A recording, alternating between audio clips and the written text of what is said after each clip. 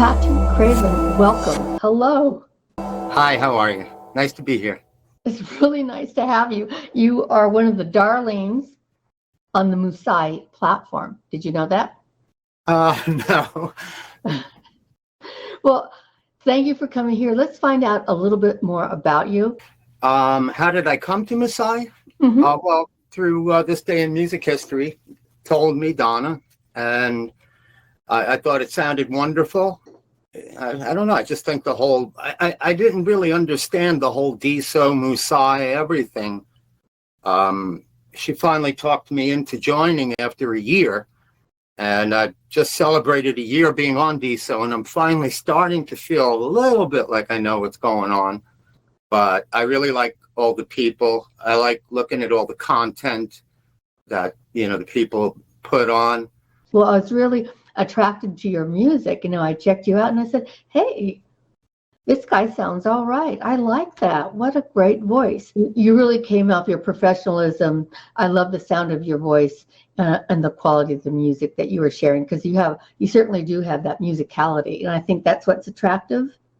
I didn't even realize that you and Donna are partners. Yes. Right? So that was cool. And then from there, I thought I started liking your music. But what's your experience been for you on Musai? Because I think you're one of the artists I said, wow, he really has a nice little following here. Well, Donna had told me about a year ago that, I really needed to put my music up on Musai and get my music out there. I'm really not looking like to be famous. That never really was my goal. I'm just a musician that loves music. And when I first started out, when I was young, my whole idea was I had a band that was a very good band, an incredibly good band. We did cover music. We played 5 nights a week, which Wow. is, for a couple of years, which is like touring forever. But I did realize when that finally fell apart, because, people go their own ways, people get married, this happens, that happens. It's really tough to hold a group of people together. But I realized when that fell apart that, there's no sense in trying to make another cover group. I'm not going to go anywhere. My intention at the time was hopefully with my lead singer, who was phenomenal, and I did the backup vocals, played the guitar, and the rest of the group was very good, that if we had some original stuff and if we could make an album, that I would hopefully one day live off my royalties. You know what I mean? Exactly. Yes. That's basically what I intended to do, But, life throws a lot of curveballs at you. And so, it became a period of struggling to try to put something together to get back out and make money. It's all good because I never lost music, the desire, and, I kept playing and, loving music and loving to learn the theory and everything else and playing. I was always trying to put together my studio. So I've been learning now, I think it's been about 14 months since I got Logic Pro. Wow. X, and I'm finally learning how to use it. And after a year, I'm just starting to open that door a little bit and see inside. Wow. And, I'm trying to make a couple of, I'm dying to make some music. So I've made a couple of things, but they're short. That's great. That is coming really along great.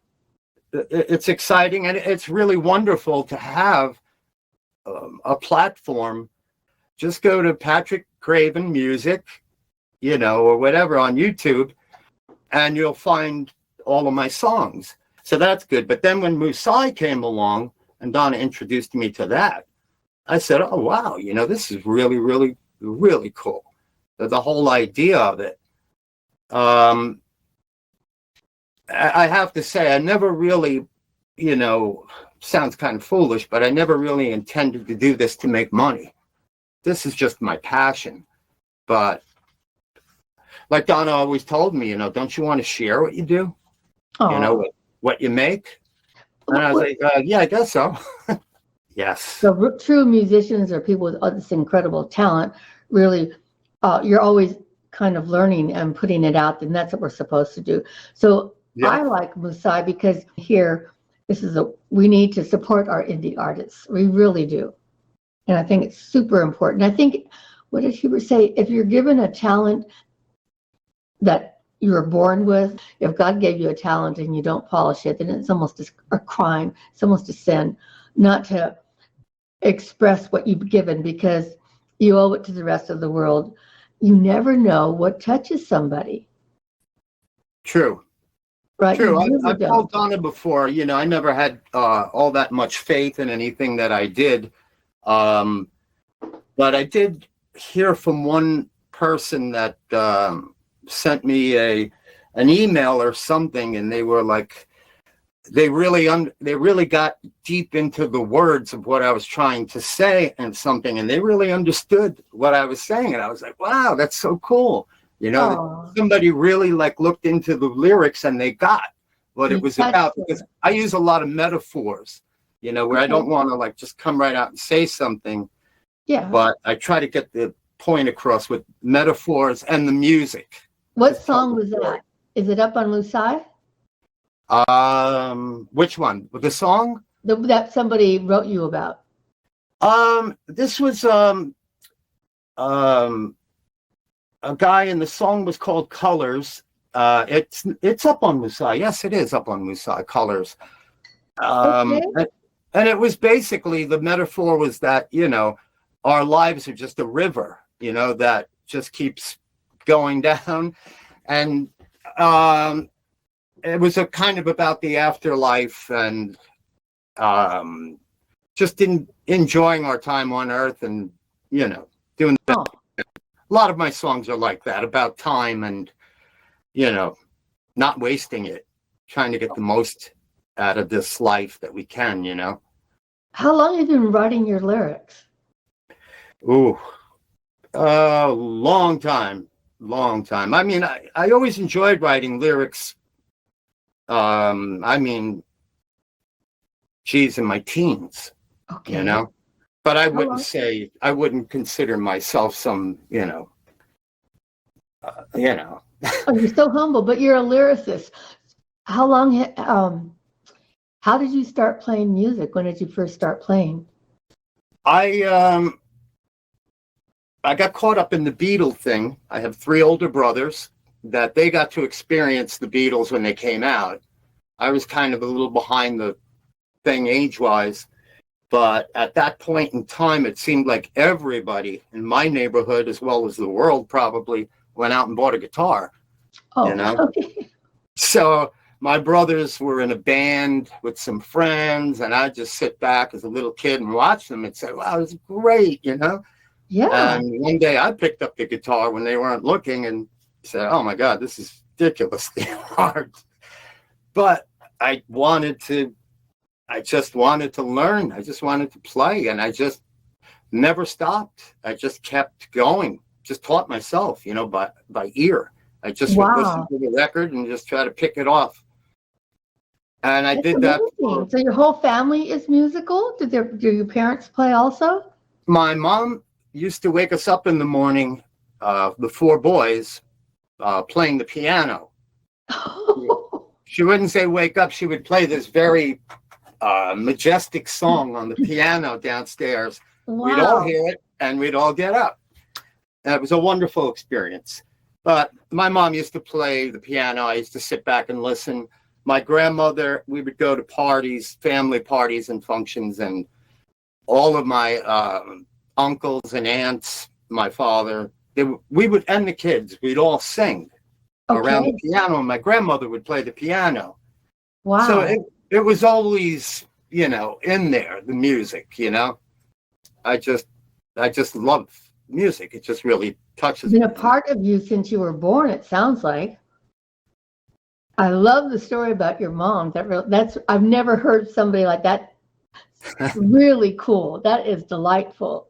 Yes, yes, Okay, yes. I have another question that I think everybody is really nosy, and you might not want to answer it, you two, but how did you meet Donna? I'll try to give you the short version. No, we want the long. We want Someone that I had known years ago that used to come see my band play all the time. I kind of had lost touch with them over the years, and he called me up one day and said, "Hey, you have to come down to this place. They do karaoke." And I'm like, "I don't think so. I'm not really. I don't drink. I don't go to bars or anything like that. I don't mind anybody who does. I don't. And he's like, "No, come down to the bar and hang out, sing a couple songs." And I'm like, "I'm not doing that." I was totally embarrassed. Like, I'm not doing that. But I did it. And after you do it once or twice, it's like, "Yeah, I want to do it again. Let me sing this song. Let me sing that song." And one night, I ran into Donna. And while I was waiting to go back up again, to be called up to go back up to do another one, I was playing pool in the back of the place. And I asked her if she wanted to, she was with some other friends that I knew. I didn't know her, but she knew them. And I said, "Do you want to play a game?" Totally innocent. Innocent, yeah.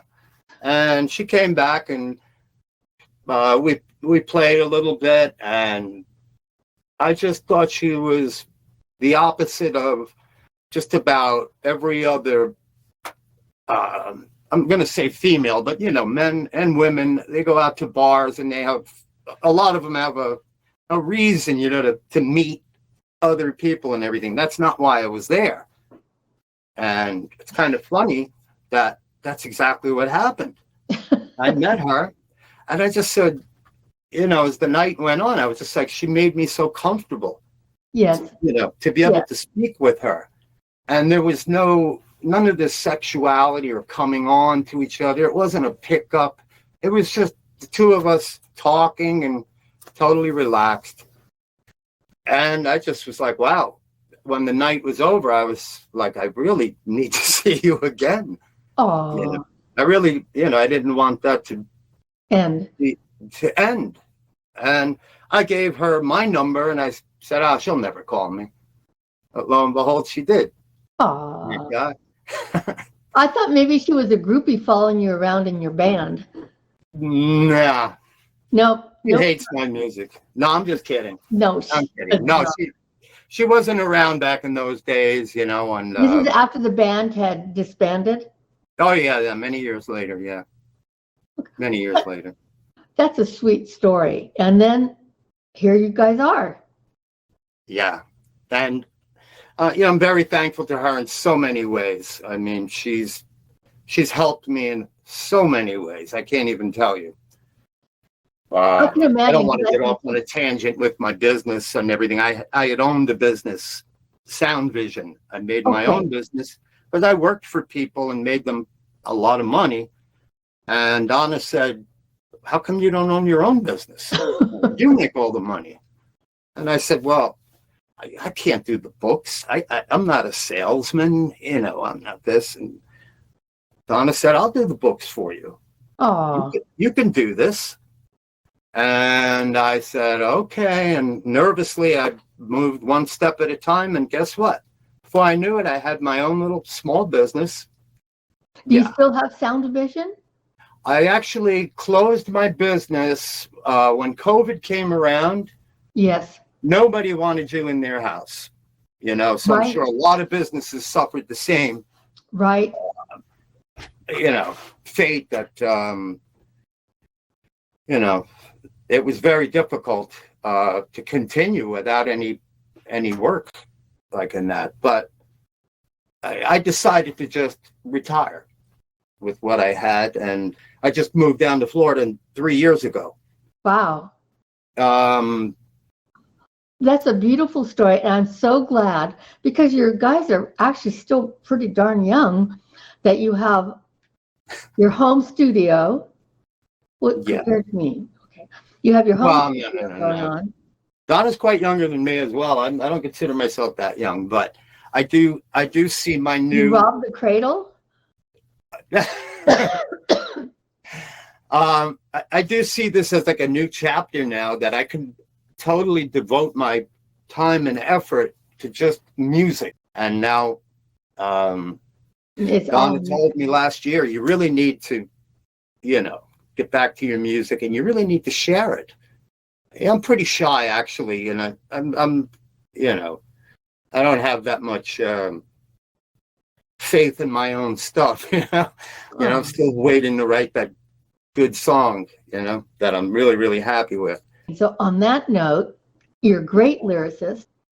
What song of yours, what song would you want to share with the community of yours that we might not know so much about? I know you have a lot of music up on the side, don't you?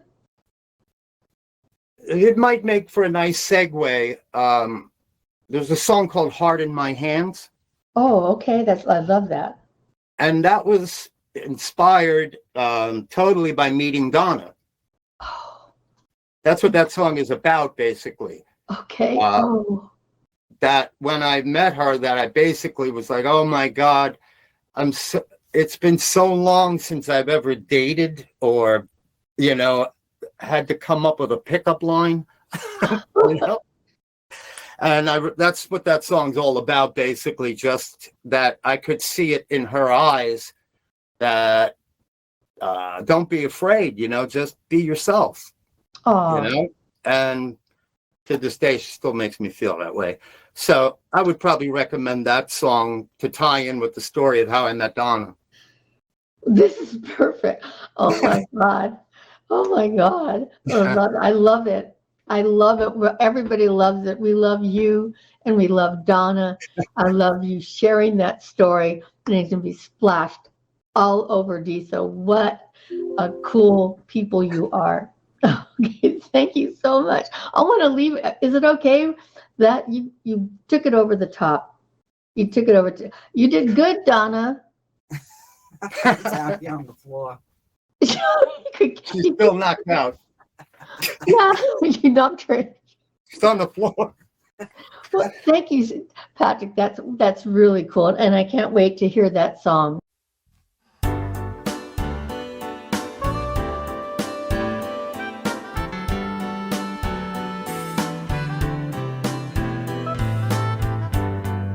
Something I need to tell you. How do I make you understand the way that I feel about you? You've got my heart in your hand. I caught a glimpse of something. Was it a reflection in your eyes? Telling me not to worry, though your heart never lies. Don't be afraid, just be yourself. Leave all those lines for someone else. The time is now, release your fear.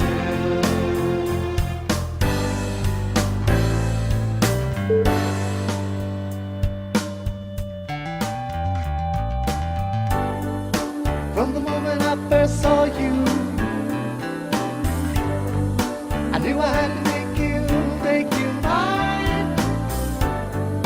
And all that I will be sorry if I run